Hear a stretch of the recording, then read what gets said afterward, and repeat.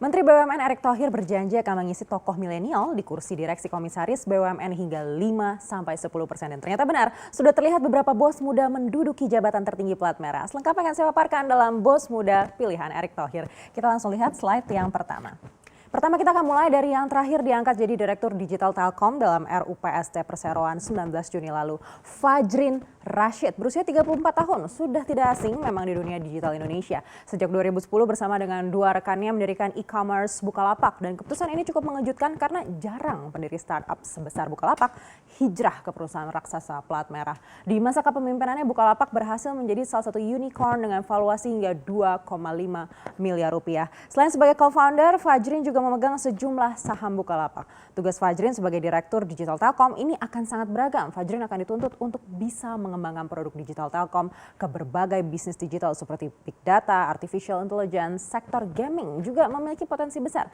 Tapi apakah produk yang paling efektif untuk dikembangkan di bawah plat merah? Nah, ini yang akan menjadi tantangan. Selain Fajrin, sebelumnya juga ada Fadli Rahman. Fadli berusia 33 tahun dan diangkat masuk dalam jajaran Dewan Komisaris Pertamina Hulu Energi. PT Pertamina Hulu Energi adalah satu dari total 5 subholding PT Pertamina. Dan Fadli menduduki posisi prinsipal di Boston Consulting Group sejak 2019 hingga Januari 2020. Lalu Fadli juga berpengalaman sebagai Deputi Wakil Menteri BUMN 1 Budi Gunadi Sadikin. Dan usia Fadli ini mendapatkan sorotan, tapi lalu ditanggapi positif oleh Komisaris Utama PT Pertamina, Basuki Cahayapurnama alias Ahok. Kalau menurut Ahok, Fadli sudah berpengalaman dan pantas menduduki posisi tersebut di usia yang kebetulan saja muda. Nah, selain Fajrin dan Fadli, masih ada bos muda lainnya. Kita akan cek slide berikutnya. Berikutnya ada Adrian Zakari. Nah, Adrian ini berusia 32 tahun dan ditunjuk sebagai Komisaris PT Perkebunan Nusantara atau PT PN 8. Nah, Adrian ini sebelumnya memiliki latar belakang broadcasting, mulai dari radio hingga televisi. Bahkan pernah menjadi video jurnalis di Trans TV juga. Dan Adrian juga sempat menjadi konsultan independen untuk aplikasi TikTok Indonesia, Alibaba Cloud, dan juga UC Browser. Nah, berikutnya masih dari kursi komisaris ada Arif Rosyid atau M. Arif Rosyid untuk Bank Mandiri Syariah. Arif ini lahir di Ujung Pandang tahun 1986 dan meraih gelar Dr. Gigi dan juga Magister Kesehatan Masyarakat. Arif sebelumnya juga aktif di sejumlah organisasi seperti Himpunan Mahasiswa Islam, Dewan Masjid Indonesia, HIPMI, hingga juga mengisi diskusi-diskusi tentang keuangan syariah. Nah, selain Adrian dan Arif ini masih ada juga yang lain. Kita akan cek slide berikutnya.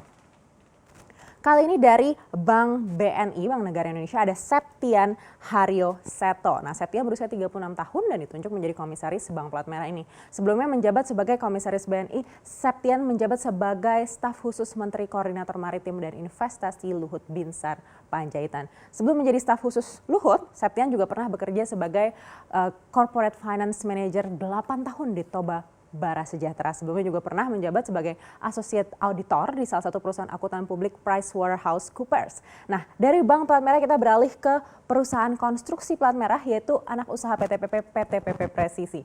Salah satu komisarisnya adalah pemuda berusia 33 tahun yaitu Graha Yuda Andarno Pratama. Nah, Graha Yuda ini rekor memegang posisi 3 komisaris sekaligus. Di website PT Presisi, Graha Yuda menduduki posisi komisaris. Lalu di PT Properti PPRO juga masih tercatat sebagai komisaris meskipun 3 Juni kemarin di RUPS sudah mencopot Graha dari jabatan tersebut. Lalu di Wasita Toll Road, nama Graha Yuda juga menduduki posisi komisaris. Nah, Graha Yuda juga pernah tercatat sebagai komisaris PT Inka Multi Solution Trading yang terafiliasi dengan PT Industri Kereta Api Indonesia atau Inka. Sejak tahun 2015 sampai sekarang Graha Yuda ini tercatat sebagai penasihat program infrastruktur kantor kepresidenan. Nah, itu tadi bos-bos muda di era Erick Thohir. Tapi ternyata sebelum Erick menjabat sebagai menteri sudah ada tokoh-tokoh muda juga yang ditempatkan di kursi pimpinan BUMN. Siapa saja? Kita akan cek slide berikutnya. Pertama adalah Pahala Mansuri. Nah, Pahala ini diangkat menjadi Direktur Keuangan Bank Mandiri. Waktu itu usianya 39 tahun pada tahun 2010.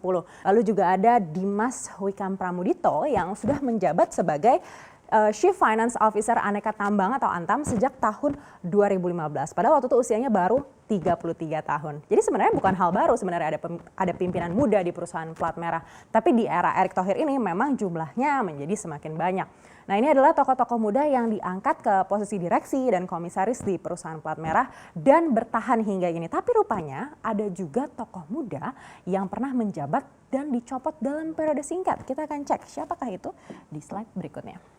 Selain yang diangkat ada juga tokoh muda yang dicopot padahal baru menjabat sebentar, yaitu ada Aryo Bimo berusia 38 tahun ketika diangkat menjadi Direktur Keuangan Bank BNI di Agustus 2019 dan kemudian Februari 2020 dicopot dari jabatannya. Memang Bank BUMN ini berkali-kali bongkar direksi dalam waktu kurang dari setahun. Nah, tokoh muda Aryo ini menjadi salah satunya padahal sebelumnya namanya sempat dielu-elukan karena menjadi tokoh milenial di kursi direksi BBNI. Artinya jabatan komisaris dan direksi ini sebenarnya sangat fragile dan bisa saja digantikan sesuai dengan RUPS dan tentunya dengan restu dari Menteri BUMN Erick Thohir.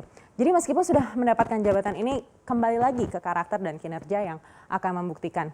Ada juga pengamat ekonomi yang menganggap langkah penunjukan tokoh milenial oleh Menteri BUMN ini sebenarnya hanya sensasi belaka. Kalau menurut Peter Abdullah, Direktur Riset Center of Reform on Economics, fungsi komisaris adalah mengawasi dan juga memberikan konsultasi pada jajaran direksi. Umumnya diisi oleh orang-orang atau sosok yang sudah berpengalaman dan juga memiliki wawasan yang luas. Kalau menurut Peter, milenial harusnya menduduki posisi direksi, bukan komisaris, di mana BUMN dikenal dengan godaan yang cukup besar dan akan menjadi tantangan juga bagi para tokoh muda yang menjabat sebagai pimpinan. Apa saja sih godaannya?